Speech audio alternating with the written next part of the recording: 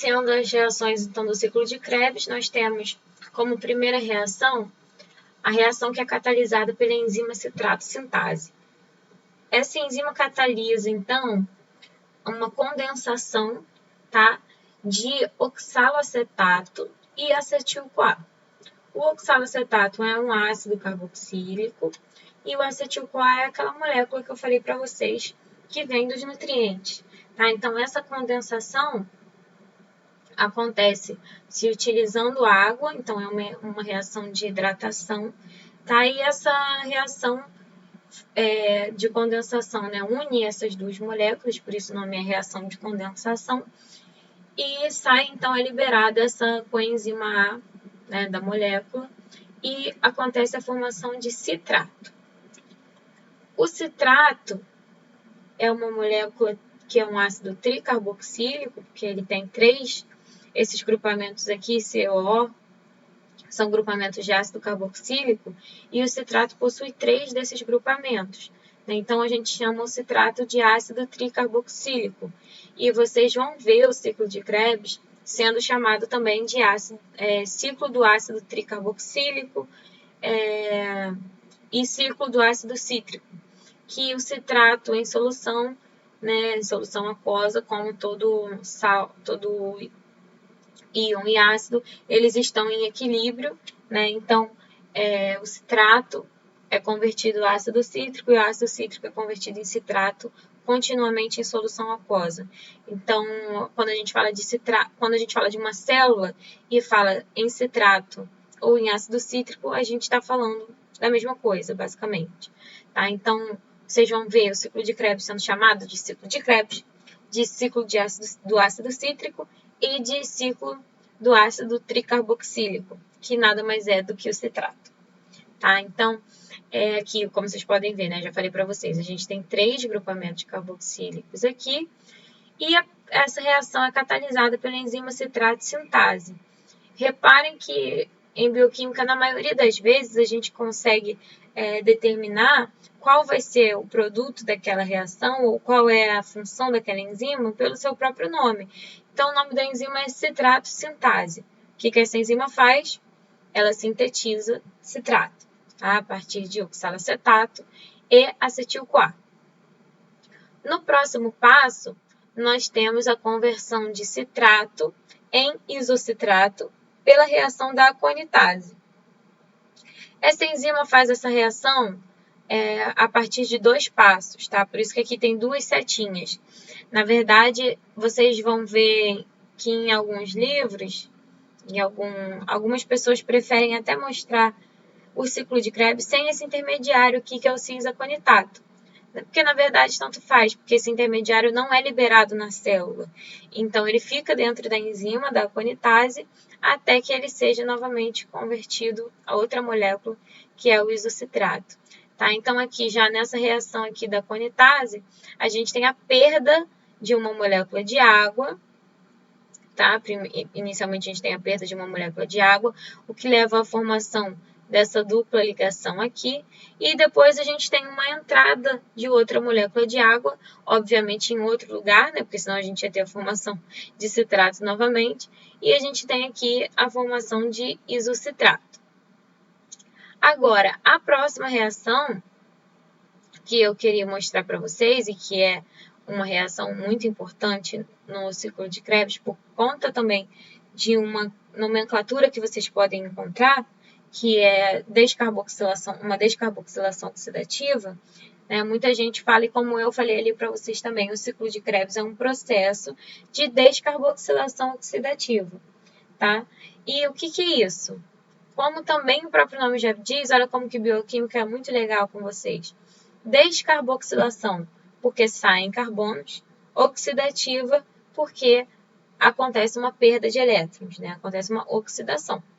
Então, aqui o que aconteceu? A gente tinha uma molécula de isocitrato, então com 3 grupamentos carboxílicos aqui, como vocês podem ver, tá? E aí, pela reação da isocitrato desidrogenase, olha o nome, isocitrato desidrogenase, o que ela faz? Retira hidrogênios, retira elétrons do isocitrato, tá?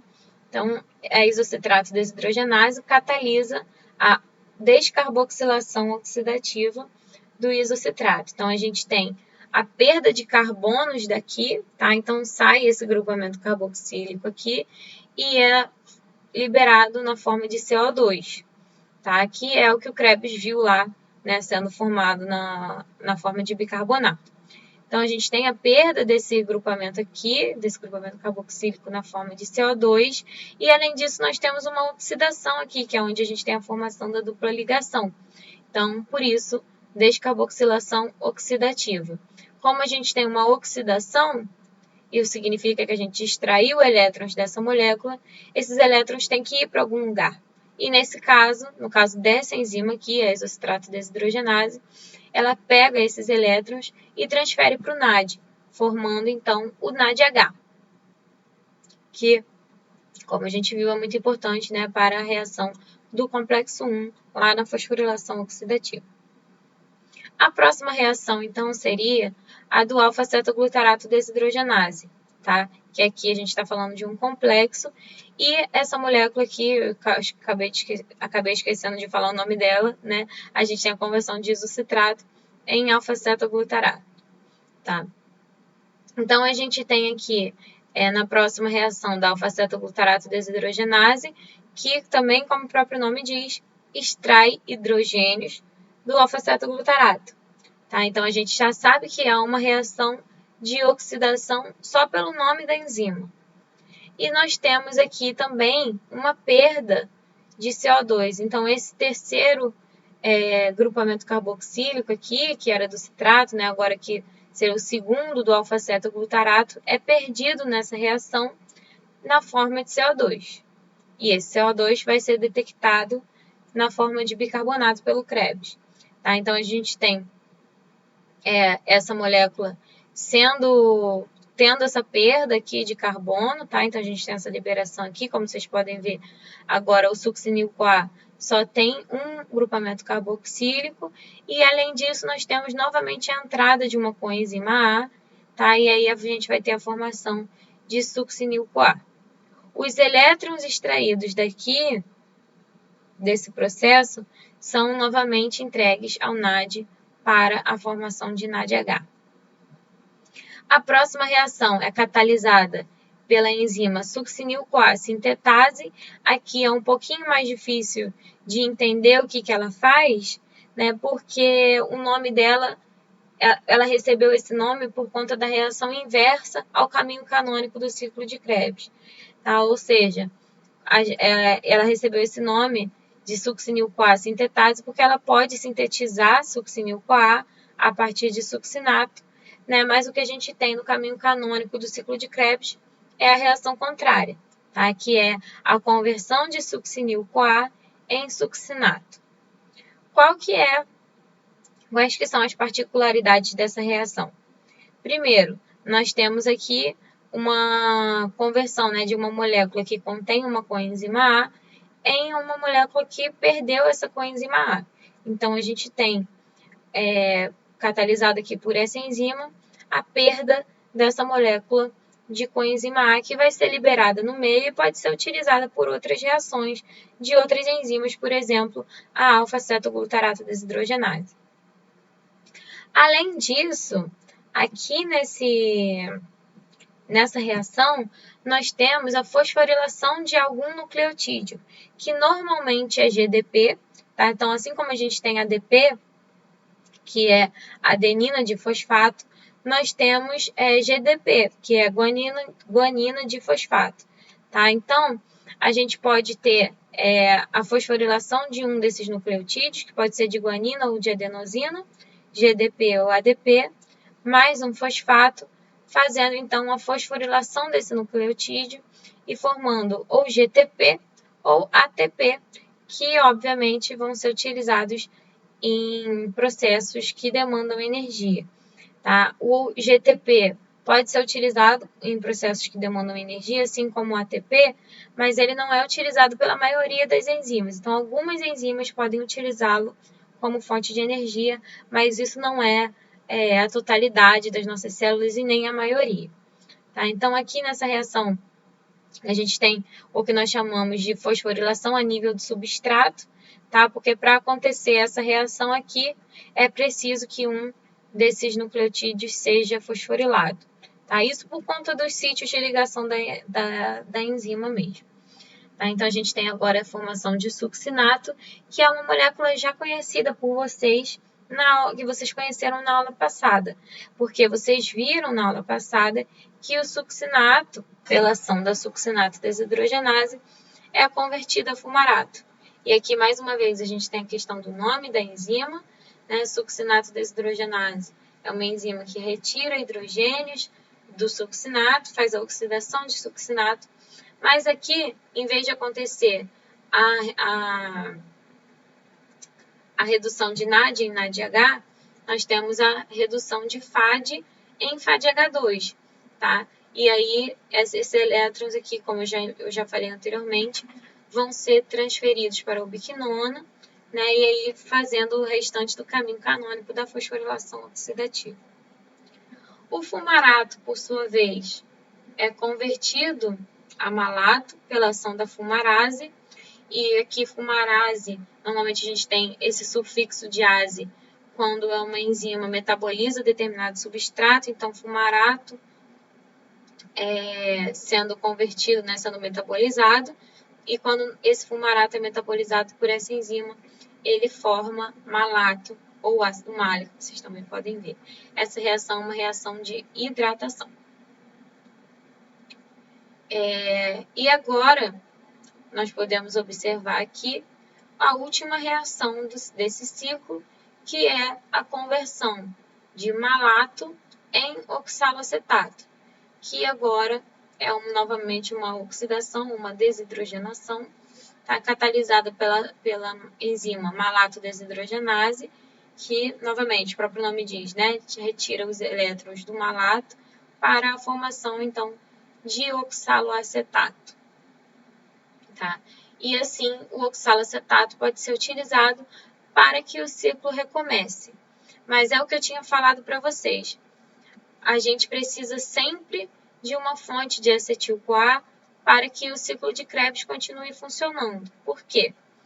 Nós temos aqui uma molécula de 4 carbonos, que é o oxalacetato. E nós temos aqui uma molécula de 2 carbonos, que é o acetil-CoA, formando uma molécula de 6 carbonos, que é o citrato. Tá? Então, como a cada ciclo nós perdemos 2 carbonos, formando então um oxalacetato, que possui 4 carbonos, nós sempre vamos precisar da entrada de uma molécula de 2 carbonos, que no nosso caso vai sempre ser o acetil-CoA, para que a gente tenha então a formação de uma molécula de 6 carbonos. Tá? Aqui eu coloquei alguns dos nomes do ciclo de Krebs para vocês, só para quando vocês receberem os slides, vocês saberem disso, tá? Que isso aqui ficou repetido. E aqui, resumindo tudo que eu falei, tá? Então, a gente tem a entrada de acetil-CoA juntamente com o oxalacetato, né? Formando citrato, que possui 6 carbonos, tá? Então, a gente tem a perda de um carbono aqui. Então, a gente vai começar a ter intermediários de 5 carbonos. Nesse meio tempo, nós vamos ter oxidações desses ácidos orgânicos e redução de NAD em NADH. Tá? Então, a gente tem esses intermediários, né, os elétrons desses intermediários sendo utilizados para a formação de NADH, que vai ser utilizado lá no complexo 1 da fosforilação oxidativa. Né? E aqui, após a perda do primeiro CO2, nós temos a perda de outro CO2, né, numa descarboxilação oxidativa. E agora nós vamos ter, então, moléculas de 4 carbonos e nós vamos formar ATP ou GTP, tá, nesse processo. Essas moléculas de 4 carbonos, então, são convertidas entre elas em diferentes formas, até que se chegue novamente ao oxalacetato, né, que vai ser condensado ao acetil-CoA para a formação de oxalacetato. Então, quais são os pontos-chave aqui e as funções principais do ciclo de Krebs? Vou ser repetitiva aqui porque eu quero realmente fixar isso na cabeça de vocês, porque eu sei que vocês têm medo dessa via, mas não precisa. Vocês realmente precisam entender a função geral dessa via, que é a redução de moléculas intermediárias, que são o NAD e o FAD, em NADH e FADH2, né, que são utilizados na fosforilação oxidativa para a síntese de ATP.